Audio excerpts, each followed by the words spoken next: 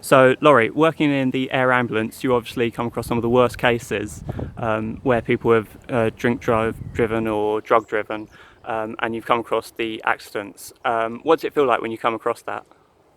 Yes, the Essex Air Ambulance is targeted towards those patients with critical injuries where they need some of the hospital bringing to the roadside. So it's always tragic, if in road accidents, when patients might have life-changing injuries or maybe the incidents cause death.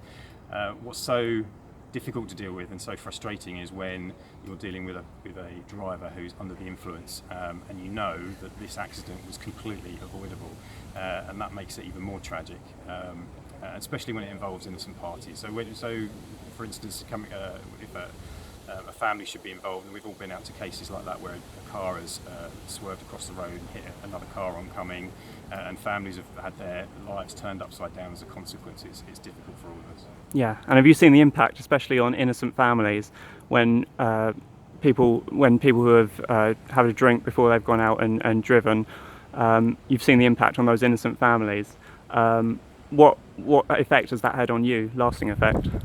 Yeah, so there's always a few jobs that will stand out, and there's over my 18-year career I can think of quite a few that I still sort of mull over in my head, and I think the drink and drug driving bracket are those types of calls that you would probably think about for the same reason. It's that it's just so very avoidable. It involves innocent people who are just out for their journey, going from A to B, didn't expect to have any problems en route, but somebody who's thoughtless, who took a big risk, has impacted with them and impacted on their entire life. Yeah, and just what's your message to people who maybe think they're on the borderline, woken up the next morning, they've had a few the night before, but they need to get out and they need to drive their car. What's your message to people in that position?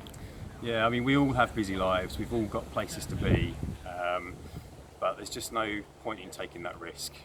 Whatever that meeting is, whatever it is that you're about to do, will pale into insignificance compared to the devastation that drink and drug driving can cause. And just one small lapse in concentration, and that's so easily done when people are under influence, can cause massive long-term effects for the driver themselves and for innocent people on the roads.